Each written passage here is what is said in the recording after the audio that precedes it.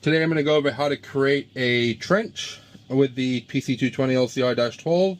So if we go to menu, go to design data, hit the plus button, we're going to go alignment and cross section. We're going to name it, so I'm just going to leave it as alignment 1. We're going to go next. Okay, so now we want to create our line. So if we chuck our bucket all the way out, we're going to measure from there at a point, and then we're going to slew around.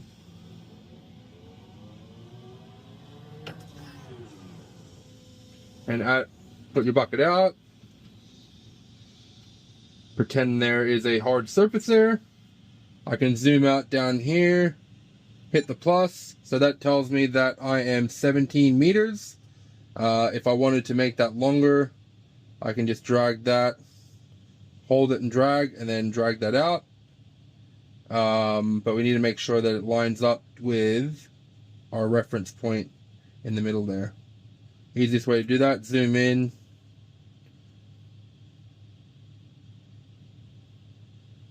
And then that'll bring the grid tighter. Okay, so now that we've got our alignment, hit next. Now we can pick our drain. So we can create one with the template. We can create a new one with an existing section, or we can create a new section entirely. So I'm going to use this one here. Now my B length, so edge of trench to halfway point, is 900 mil.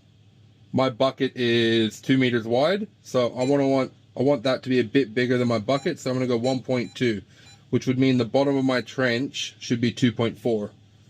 The next thing is our C height, so halfway point to the trench there is about 600 mil. Happy with that. The whole box trench there is 900 mil. The whole trench in itself is 1.5 deep. Happy with that. My F measurement is my pads on the sides. I'm going to make that 3 meters.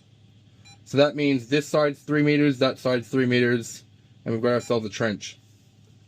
So the next point is we can choose a locking point there, and that'll basically where the bucket is, it'll align the trench with that. Or I can turn off, so free movement, and I can choose a point up here.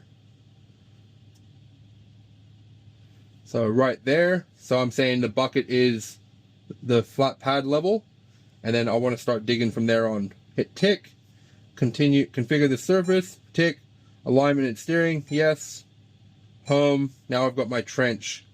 So if we change the view here to a 3D view, you can kind of see a bit more what it's like.